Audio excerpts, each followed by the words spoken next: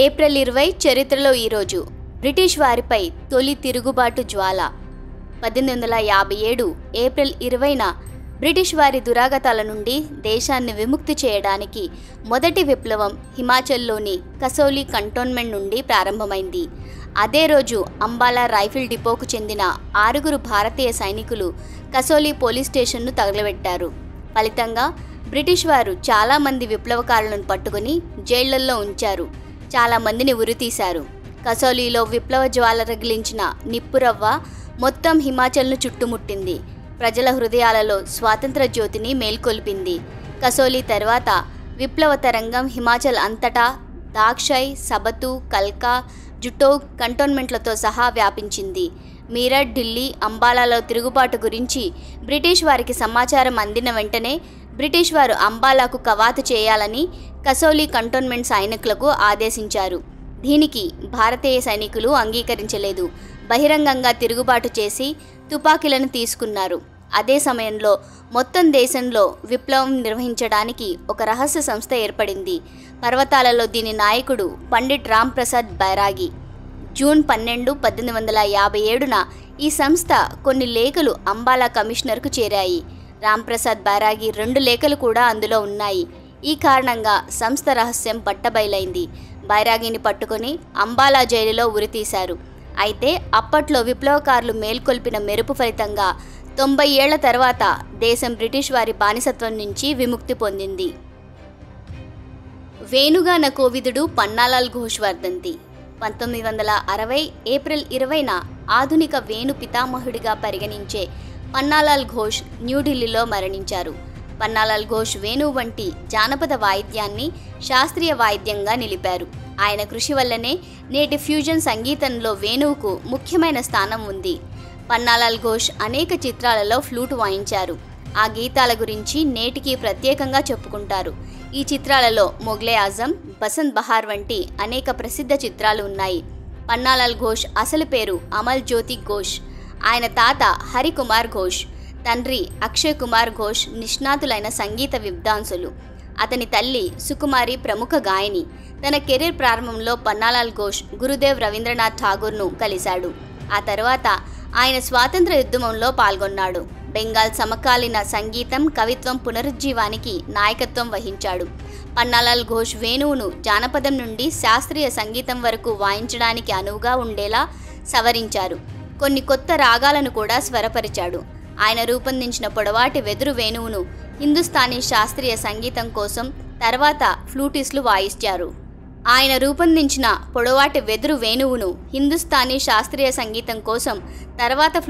వాయించారు.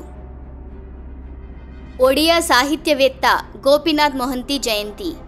1914 April 20న ఆయన జన్మించారు. అతని మొదటి నవల 1940లో మన్ గెహ్రారా ఛాసా పేరుతో ప్రచురించబడింది. హిందీలో దీని అర్థం లోతైన కోరిక. గోపీనాథ్ 5 నవలలు, అనేక చిన్న కథలు కూడా ఆంగ్లంలోకి అనువదించబడ్డాయి.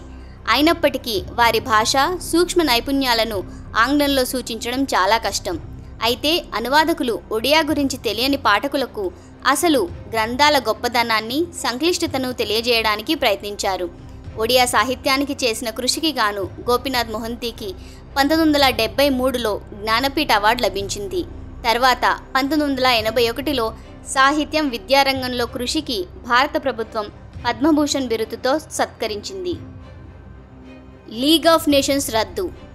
ఏప్రిల్ 20, 1946న ఐక్యరాజ్య సమితి కంటే ముందున్న సంస్థ లీగ్ ఆఫ్ నేషన్స్ అధికారికంగా రద్దు చేయబడింది. దాని ఆస్తులన్నీ ఐక్యరాజ్య సమితికి అప్పగించబడ్డాయి. లీగ్ ఆఫ్ నేషన్స్ మొదటి ప్రపంచ యుద్ధం ముగిసిన తర్వాత జనవరి 10, 1920న స్థాపించబడింది.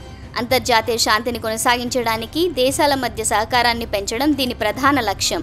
లీగ్ ఆఫ్ నేషన్స్ 1920లో కొన్ని విజయాలను సాధించింది.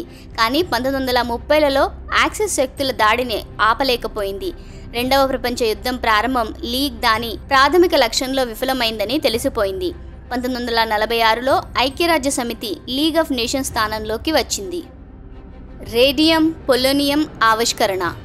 1902 ఏప్రిల్ 20న మేడం మేరీ క్యూరీ, ఆమె భర్త పియర్ క్యూరీ రేడియో ధార్మిక పదార్థాలైన రేడియం ఇంకా పొలోనియంలను పిచ్ బ్లెండే అనే ఖనిజం నుండి వేరు చేశారు. ఈ ఆవిష్కరణ శాస్త్రీయ ప్రపంచంలో కొత్త విప్లవాన్ని తీసుకువచ్చింది. ఈ ఆవిష్కరణ తర్వాత క్యాన్సర్ చికిత్సలో ఇది ఒక వరం అని నిరూపించబడింది. ఈ ఆవిష్కరణకు అతనికి 1903లో భౌతిక శాస్త్రంలో నోబెల్ బహుమతి వచ్చింది. 1911లో మేడం క్యూరీకి రేడియం శుద్ధి చేసినందుకు 2వ నోబెల్ బహుమతి వచ్చింది. పీరీ క్యూరీ 1906 ఏప్రిల్ 19న పారిస్లో జరిగిన రోడ్డు ప్రమాదంలో మరణించాడు. దీని తర్వాత కూడా మేరీ క్యూరీ తన పరిశోధనను కొనసాగించింది. రేడియేషన్లో ఎక్కువ కాలం పనిచేయడం వల్ల ఆమెకు లుకేమియా వ్యాధి వచ్చింది. ఆ తర్వాత మేడం క్యూరీ జూలై 4, 1934న మరణించారు. నియంత అడాల్ఫ్ హిట్లర్ పుట్టినరోజు 1889 ఏప్రిల్ 20న ప్రపంచంలోని అత్యంత క్రూరమైన నియంత అడాల్ఫ్ హిట్లర్ ఆస్ట్రియాలో జన్మించాడు. తండ్రి మరణం తర్వాత అతను 1907లో వియన్నా వెళ్ళాడు. దీని తర్వాత హిట్లర్ సైన్యంలో చేరాడు. 1918లో జర్మనీ ఓటమి తర్వాత హిట్లర్ 1919లో సైన్యాన్ని విడిచిపెట్టి నాజీ పార్టీని స్థాపించాడు. కమ్యూనిస్టులు యూదుల నుండి అన్ని హక్కులను లాక్కోవడమే దీని ఉద్దేశం. ఎందుకంటే కమ్యూనిస్టులు యూదుల వల్ల జర్మనీ ఓడిపోయిందని అతను నమ్మాడు. 1923లో హిట్లర్ జర్మన్ ప్రభుత్వాన్ని పడగొట్టడానికి ప్రయత్నించాడు, కానీ విజయవంతం కాలేదు. ఫిబ్రవరి 1924లో హిట్లర్ దేశద్రోహం కోసం ప్రయత్నించాడని 5 సంవత్సరాల జైలు శిక్ష విధించారు. అయితే అతను కేవలం 9 నెలలు మాత్రమే జైలులో ఉన్నాడు. జైలు నుండి విడుదలైన కొద్ది కాలానికి జర్మనీ ప్రపంచవ్యాప్త ఆర్థిక మాంద్యంతో బాధపడుతోందని హిట్లర్ గమనించాడు. ప్రజల అసంతృప్తిని ఉపయోగించుకుని హిట్లర్ తిరిగి ప్రజాదరణ పొందాడు. ఎన్నికల్లో పోటీ చేయాలని నిర్ణయించుకున్నాడు. హిట్లర్ 1932 ఎన్నికలలో ప్రెసిడెంట్గా ఎన్నికవ్వడానికి విజయం సాధించలేదు. కానీ 1933లో అతను జర్మనీ ఛాన్సలర్ అయ్యాడు. దీని తర్వాత అతను కమ్యూనిస్ట్ పార్టీ చట్టవిరుద్ధమని ప్రకటించాడు. యూదుల ఊచకోత ప్రారంభించాడు. జర్మన్ సామ్రాజ్యాన్ని స్థాపించాలనే కాంక్షతో హిట్లర్ పొరుగు దేశాలతో అన్ని ఒప్పందాలను ఉల్లంఘించి వారిపై దాడి చేశాడు. దీని కారణంగా 1939లో 2వ ప్రపంచ యుద్ధం జరిగింది. ఆ తర్వాత 1945 ఏప్రిల్ 30న హిట్లర్ తాను గెలవలేనని, తన ఓటమి ఖాయమని భావించడం ప్రారంభించాడు. అయితే అతను ఎట్టి పరిస్థితుల్లోనూ సజీవంగా శత్రువుల చేతిలో పడకూడదనుకున్నాడు. దీంతో ఆత్మహత్య చేసుకోవాలని నిర్ణయించుకుని కాల్చుకుని ఆత్మహత్య చేసుకున్నాడు. చంద్రునిపై అపోలో 16 1972 ఏప్రిల్ 20న అపోలో 16 చంద్రునిపై దిగింది.